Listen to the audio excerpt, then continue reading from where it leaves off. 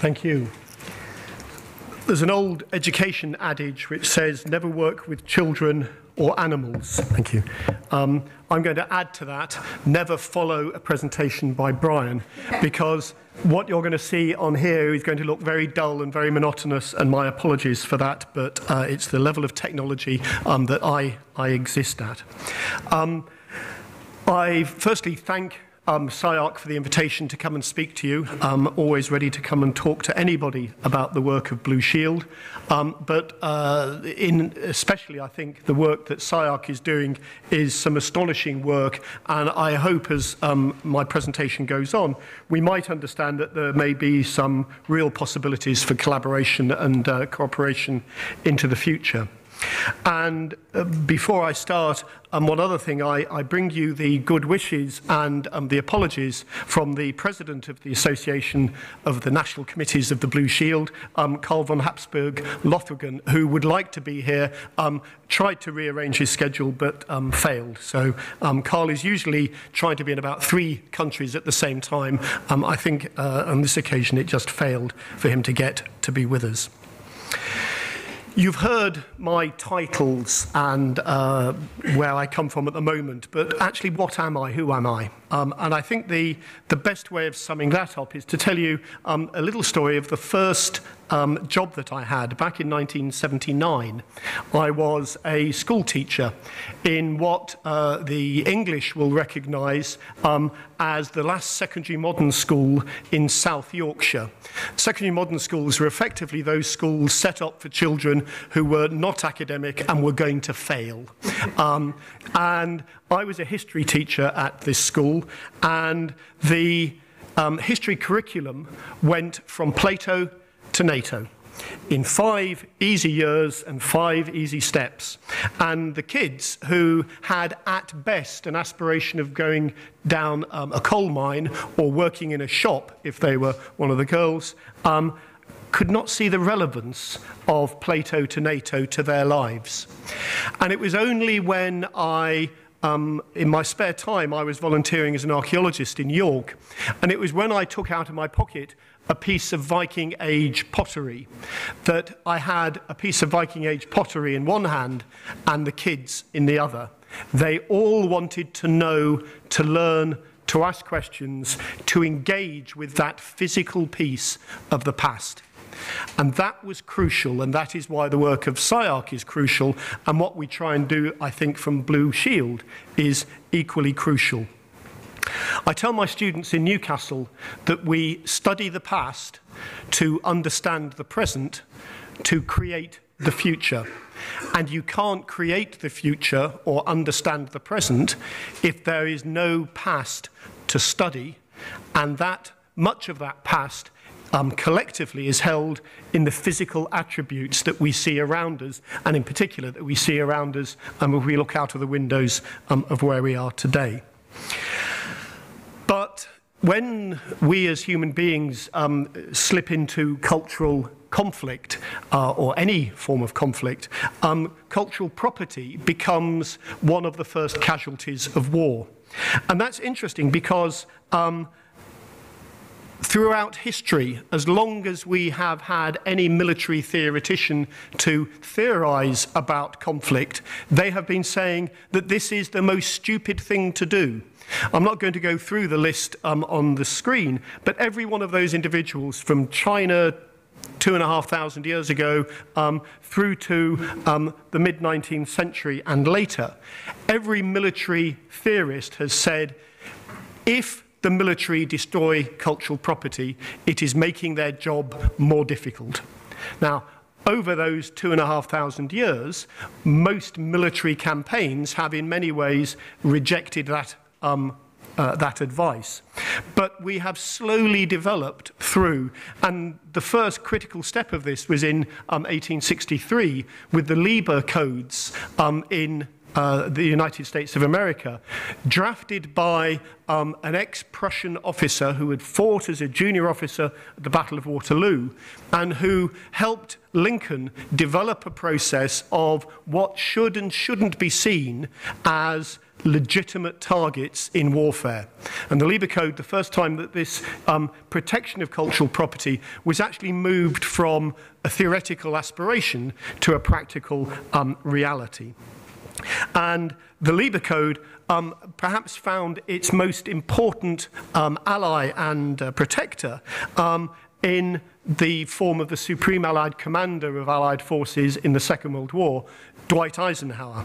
And as you see from this quote, which came out a few weeks before the invasion of Europe for the Normandy invasions, Eisenhower is saying effectively to his officers, if you're working for me, you don't destroy cultural property. And there are people in uniform within this system who are there to help identify what you don't destroy. And those people were to be called the monuments men. If you're interested, there is a George Clooney film coming out of the Monuments Men to be premiered in the United States in December. But those monuments men were created not only in the US forces, but also in the British forces in the Second World War. And interestingly, they weren't, as you can see from the slide, created in the British forces to protect cultural property. Oh no, they were there to protect the good name of the British Army. So we, the Brits, don't damage anything like that. We don't do that sort of thing. Well, actually, they were doing. But the process of creating the Monuments Men was there to do that. And here is just one instance of one of the Monuments Men actually protecting some movable heritage. Possibly quite difficult to see in the slide, but there is a medieval statue being rescued from a church in Belgium. So the Monuments Men in the Second World War were very effective in identifying property that shouldn't be damaged, but also searching out property that had been stolen and looted by the Nazis and others, and returning that to its rightful owners. And that was a tremendous organisation. Unfortunately, it was populated by conscripted experts, museum directors, archaeologists, art historians, and essentially and simplistically, the last one to be demobilised in the mid-1940s turned the lights out and shut the door. And over the next 70-odd years, as the military, and again, simplistically, the military became more right-wing, and the academia became more left-wing, the ability of those two sides to talk to each other decreased exponentially. Which brings me to 2003. And in the British Parliament, Tony Blair, the then Prime Minister, was able to make this firm commitment to the protection of cultural property. Fully committed to the protection of cultural property, not merely the government's position, we're also committed to it under the Geneva Conventions. And so he goes on. Of course, what he wasn't saying in that was he was committed to it in the Geneva Conventions because the UK had not at that time, and still has not, as I speak to you in shame today, ratified the 1954 Hague Convention on the protection of cultural property in the event of armed conflict, the key piece of international legislation, or either of its later protocols. Of course, in 2003, neither had the US ratified the convention either. The only one of the three major countries in that combat, Iraq, had ratified it, but of course ignored it. And that's an issue with international conventions. But the US deployed one arts and monuments officer for the whole of that coalition. The UK had nobody with expertise.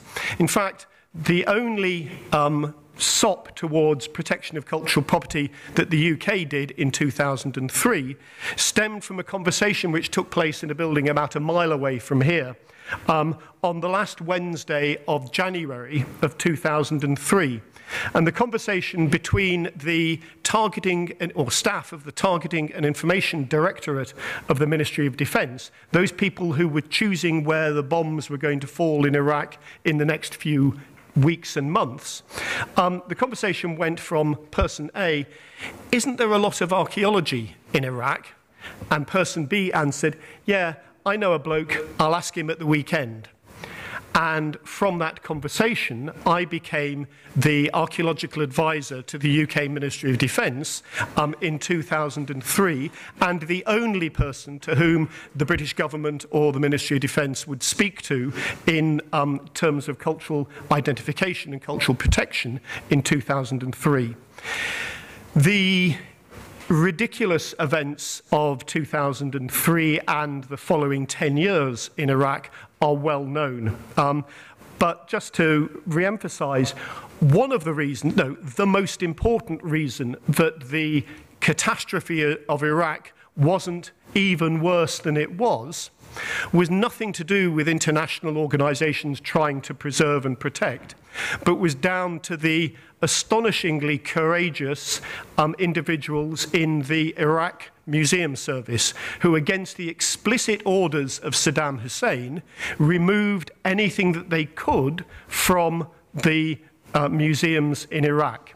And anything they could get out of the museum or into safe storage, they did at that time. So when the looters arrived in the National Museum, this was the scene that greeted them in most of the galleries: empty containers. The only things that were left, then you also see the damage that was done by looters. But the only sorts of things that were left here at Mosul Museum are some of the things that were either too big or too heavy to move without drawing attention to the fact that that material was being taken out of the museums. So a critical thing there.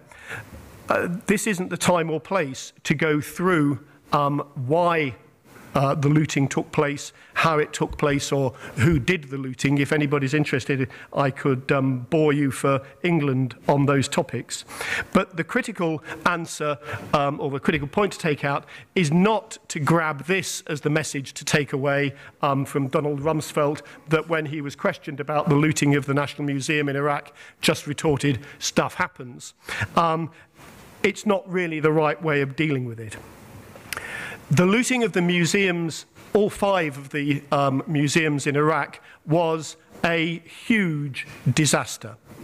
The unfortunate thing is that's only the tip of the iceberg, because the real catastrophe in Iraq is not the looting of the museums, but is the looting of the archaeological sites. And here you've got 2 looters living in old excavation trenches at one of the sites in southern Iraq, and they are responsible with their friends for this lunar landscape of looting holes, which actually itself only shows part of the problem, because many of these holes go down and then go horizontally beneath the ground, so that the amount of damage that has been done is probably, at a conservative estimate, 10 times as bad as you see from the looting on the surface.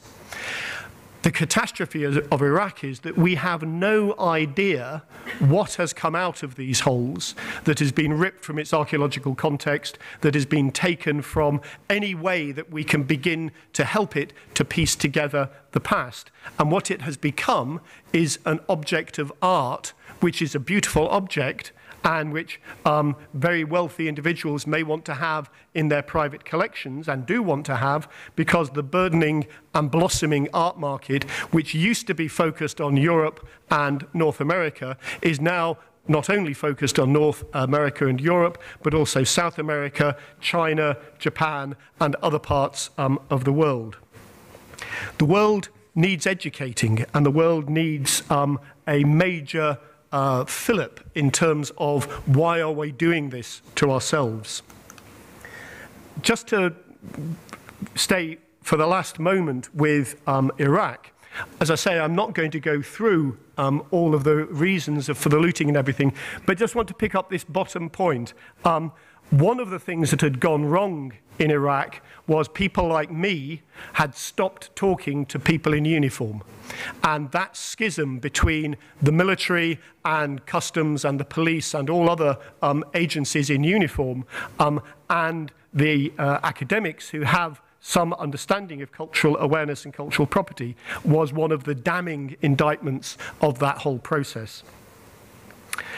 So what should we be doing? And I mentioned earlier that Tony Blair couldn't refer to the one piece of legislation that he should have referred to because the UK hadn't and still has not ratified this convention, the Hague Convention.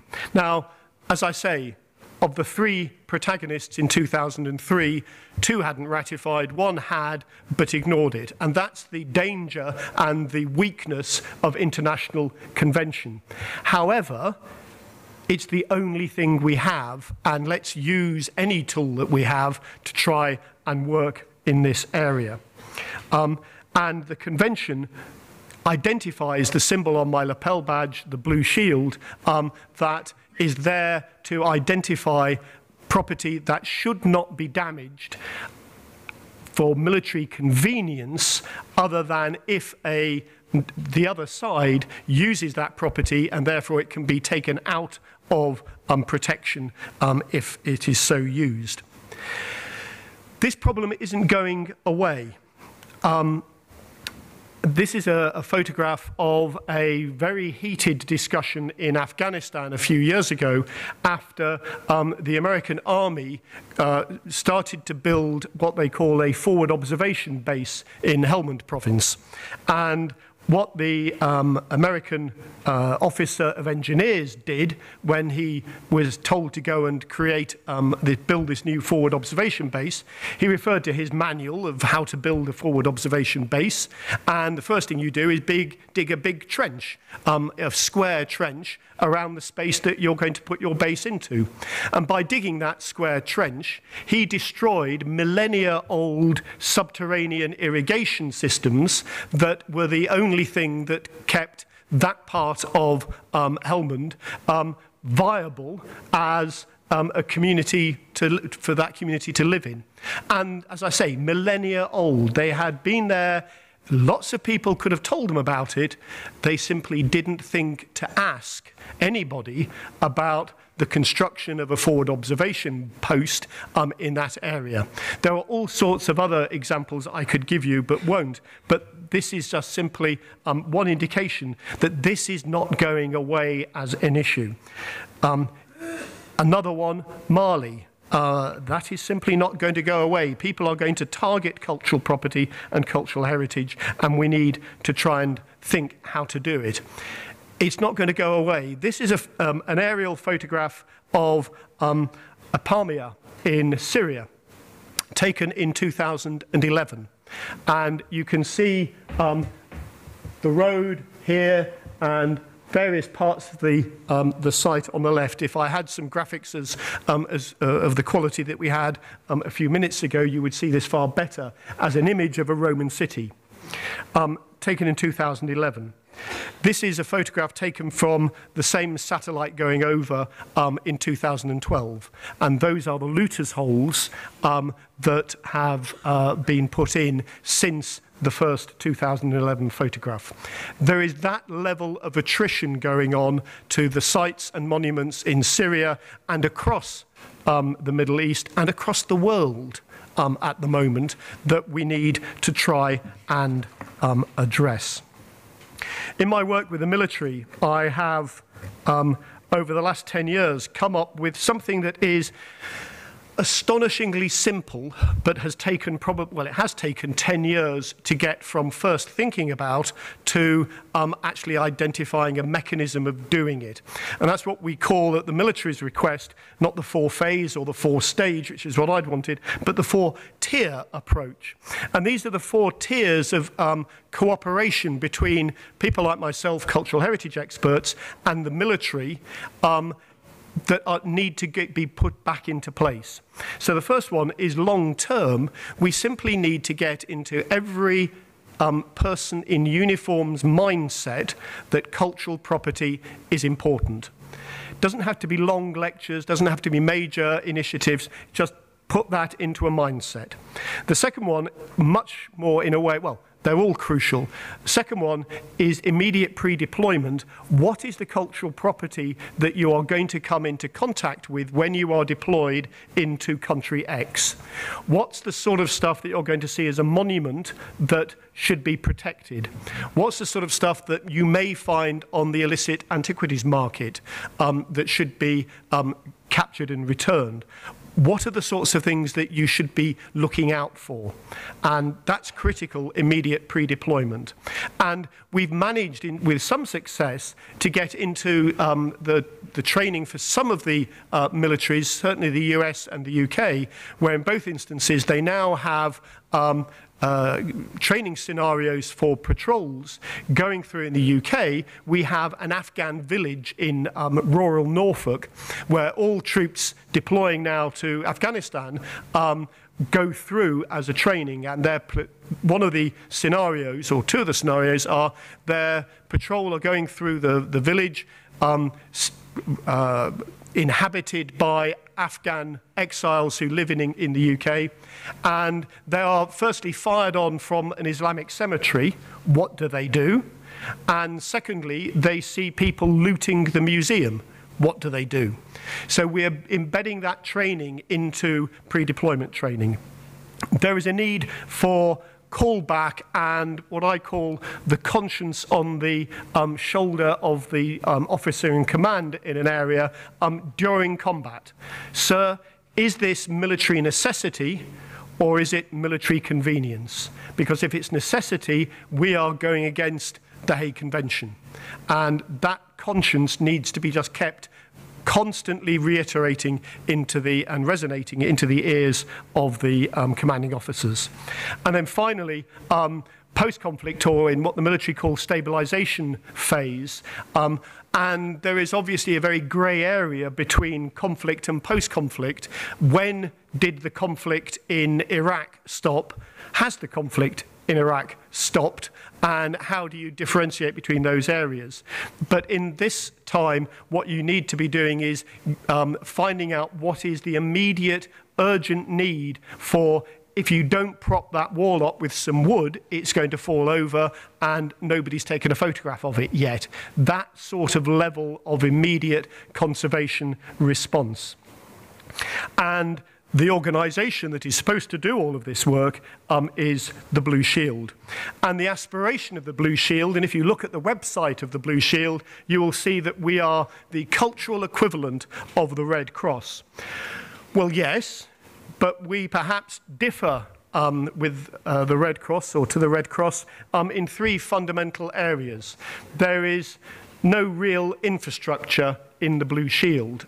There are a couple of websites, but behind the websites there is very little. There are no paid staff. Subtle difference between the Red Cross, who have tens of thousands around the world. And there is, apart from a tiny subvention from the municipality of The Hague, 15,000 euros a year, there is no funding for the Blue Shield. So we are an entirely voluntary organisation that is trying to deliver what our responsibilities are underneath the 54 Convention and its following protocols. As I say, mentioned in the 54 Convention, only actually created it as an organisation as the International Committee of the Blue Shield in 1996, and just as the Red Cross has the International Committee, the Federation, and national committees, we have the International Committee, the Association of National Committees, and national committees. But without any funding, without any infrastructure, what can we do? And this is what we are aspiring to do. And when I say we, that's the board of the Association of the National Commission, of whom I became Secretary General in March of this year. So this is stuff which is sort of hot off the press and very much in progress as we try and develop this. Looking at national committees, what we need is a national promotion of the Hague Convention. Many countries, many governments haven't committed to this. They don't really know the implications of it. That needs to be sorted out. We need at national level, because it's not particularly surprising, but national militaries and police and customs, etc., like liaising with people from their own nationality, of their own nationality. They don't want to take, the Americans don't want to take advice, particularly from a Brit. The Brits don't want to take advice from an American or an Austrian. Stupid, but it's true. And so we need that national liaison at that point. We need expertise, again, at a national basis for training and the production of lists. And I'll talk about lists in a moment. And then you can just see it's sources for advice. Who do you go to? Who do you speak to? Who can you begin to develop that relationship with? For the Association of National Committees, the first and priority thing is for us to support the national committees in the ways that I'm suggesting there, which just reflects what the national committees should be doing. But perhaps more importantly, as a role for the ANCBS, is to try and to get into the international network and organisations. So it's not only the international promotion of the convention, international media work, but also working with our other international partners. And I list UNESCO, but others there, ICOMOS, ICOM, IFLA, the librarians, ICA, the archivists, all part and parcel of the, that international community. We need to work very closely with the international military organisations. I've just listed a few there who we are already beginning to work with and try and get them to take this work more seriously. There are probably 4 levels of argument about cultural property protection that you can deploy. And they only become of interest to those who have the power to protect in descending order. So if, as I tried when I started this 10 years ago, I go to the military and say, look, you have to protect this place and this place and this place because they are of enormous archaeological importance. The academic research into these places has only just begun. We need to protect these places for there. The response was, there's the door over there, and a complete glazing over of the face and a non-reality. If you say to the military, however, that take as an example, and somebody's used this, I think, already today, take as an example the individual. If you have an individual without a memory, that individual is effectively a useless individual. If you take a society without a memory, then that society is, if not a useless society, a very difficult society to manage and a non-cohesive society. And society's memory is held in the bricks and mortar of historic places in that area. And so if you don't want to create an unstable society, protect its cultural property. And you begin to get about 5% recognition from the military when you put the protection of cultural property in that way. That 5% probably goes up to about 30-odd% recognition from the military if you say to them, okay, one of the reasons for protecting this, if you can't, grab the idea, and you don't say it in exactly these ways, but if you can't get the idea of society needing its cultural memory, then think about it in economic terms, and think about economic terms in a way that makes you able to get out of the position that you're in at the moment more quickly. The last thing, believe it or not, that most soldiers want to do is be in active combat. Because they know what active combat is like. The second next thing they would prefer not to be is on active deployment, because they know that can be dangerous, but it also moves them away from their families and their loved ones and everything else. They would prefer, in many instances, simply to be back at home training for doing something that they hope they will never have to do. And so one of the things that the military want to do almost as soon as they arrive on a deployment is to get back home. And the first building block of getting them back home is to win the conflict, but the second one is to create a stable society that they can then leave so that it doesn't fall back into conflict. Now, we can discuss ad nauseam whether they've managed that in any of the recent conflicts, but that's their aspiration. And so if you take that cultural property is an economic relevant asset for tourism, particularly in the parts of the world that have seen combat recently, you get about a 30, 40%, 50% recognition with the military. The one that really gets their attention, though, and you can get up to 70% attendance if they are talking to them, is what the military call that this it becomes a force multiplier. In other words, it makes their job easier during combat. One example of doing that badly. The American Army put a sniper in the tallest building in a town in Iraq in 2006. That sniper attracted incoming fire from the so-called insurgents. The local community didn't criticize the local insurgents for firing at the sniper, but the American Army for putting a sniper in the historic minaret of the mosque in central Samarra. The implication of the local community blaming the Americans was that the Americans didn't feel safe patrolling on foot anymore, and so they went back into Humvees. Going back into Humvees meant that they could only access about a third of the road network and the population of that part of Samarra that they were trying to deal with. As a direct result of that, they lost control of Samarra for 4 months. One stupid mistake, losing control of a major town that they are supposed to be occupying and bringing stable and peaceful conditions to, if you show them that as an example, if you show them forward observation-based Wolverine, as we saw earlier in Afghanistan, they begin to get the message that this sort of stuff actually, if they get it right, may not win them friends, but may not win them a lot of enemies. And so they begin to understand that. So they are accepting people like me now saying, okay, here's a list of the sort of stuff that you need to protect. But the question then comes, what do you put on a list? In 2003, I was asked to provide a list of historic properties or cultural properties that should not be targeted unless absolutely necessary. And they said, how long will that take you to come up with? And I said, no, it's dead easy, I can do that now.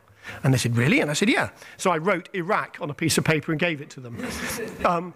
And they said, no, can we, nice try, but can you do this a bit more with a bit more precision?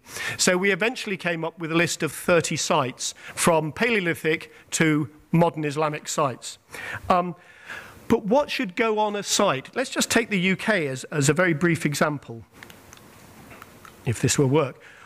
All of these sites on the image are protected to the highest level. They're grade 1 listed buildings in the UK. But are you actually going to get the military to protect a telephone box or a windmill? Perhaps a cathedral? Are you going to get them to protect a conservation area? And there are 10,000 or more conservation areas in the UK. This one happens to be the small village in Northumberland that I live in. But that is protected under UK legislation. But are the military going to see that as military necessity to protect? Probably not. What about this? A field. Are they going to protect a field? Well, in this particular case, this field is also protected under national legislation because it's the site of the Battle of Hastings. And not only is it a site of a battle, but it is also a designated war grave for 3 or 4 known cemeteries on the battlefield. So how do you decide what should be protected? Over the last few years, we have unfortunately had to produce 4 different lists for sites. For Iraq, there were 30 sites. Libya, we had nearly 2,000 sites on the list. Mali 400, Syria, and the work of Emma Cunliffe, who's here this afternoon, producing nearly or just over 700 sites and counting. How many sites can the military really deal with is an issue, and because they may not be able to deal with all of them, then how much more important does the work of CyArk become for trying to protect that work? And are any of these lists any good anyway? Do they do anything? A question thrown at me frequently. Well, just one example of that. For Libya, we gave lists to NATO, as I say, which had these nearly 2,000 sites on them. NATO took that list and put it into the same computer that their targeting information was going on to. And when the targeting came up with a series of 6 mobile radar stations that they wanted to target on one particular sortie, that they were all clustered in one small part of Libya.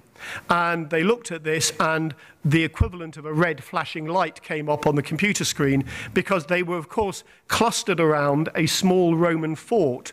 And Gaddafi's troops had put these 6 mobile radar stations as close as they possibly could to the Roman fort, in the aspiration that NATO wouldn't target them because of the proximity to the fort.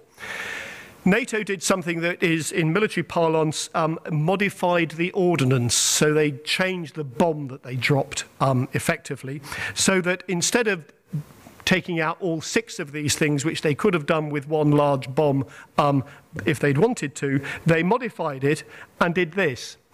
So there is the Roman fort, almost entirely intact behind, with a little bit of shrapnel damage on it, and this is one of the 6 mobile radar units that was destroyed by targeted bombing by NATO. Now, this is not just NATO saying that they did this. This was validated by a Blue Shield team who went in to look at the destruction in Libya and also the protection there. And NATO has worked very hard since the Libya campaign to look at whether what it should be doing in terms of cultural property protection. And in December of last year, you needn't look at all of these. The critical one is Resolution A, or Recommendation A here, that for the first time in its history, NATO should have a cultural protection policy as policy and doctrine. That has never happened before, and that has slowly been developing over the last 10 years, the conception that that's what NATO should be doing. NATO, unfortunately, is a many-headed hydra, and where we are at the moment with NATO is that the next level up from where this recommendation came from has said, no, probably NATO shouldn't be doing this, because this sort of work should be left to the constituent nations who work with NATO or are part of a NATO deployment. So at the moment, this is not progressing any further, although we are trying to get a meeting with the Secretary General of NATO in the next few weeks to see if he can't unlock that impasse at the moment. But that just shows the need, as I was saying earlier, for activity both at a national level, so that every national military should be taking cultural property protection seriously in its doctrine, but also at that international level, so that we can unblock that sort of crisis within NATO. The Blue Shield is not the panacea for all cultural property protection. War is always going to destroy cultural property. Some of it is going to be targeted specifically, as it was in Bamiyan Valley, as it was in Dubrovnik. One of the ways of dealing with that is through international legislation. And even though the Hague Convention is extremely weak, we have managed to get criminal convictions in the International Criminal Court through the specialized legislation that was linked to former Yugoslavia for the 2 Serbian officers who shelled Dubrovnik. And both had quite long jail sentences, not for crimes against humanity or anything there, but crimes against cultural property. The international mindset is slowly changing, but it won't continue to change if we don't keep prodding it. And hopefully, the obvious synergy between Blue Shield and CyArk is where we might be able to work on our lists being enhanced by 3D imagery of the work that we're trying to do that would match and overlap so much and so easily with the work that Ben and Barbara have initiated through this astonishing project. Thank you very much.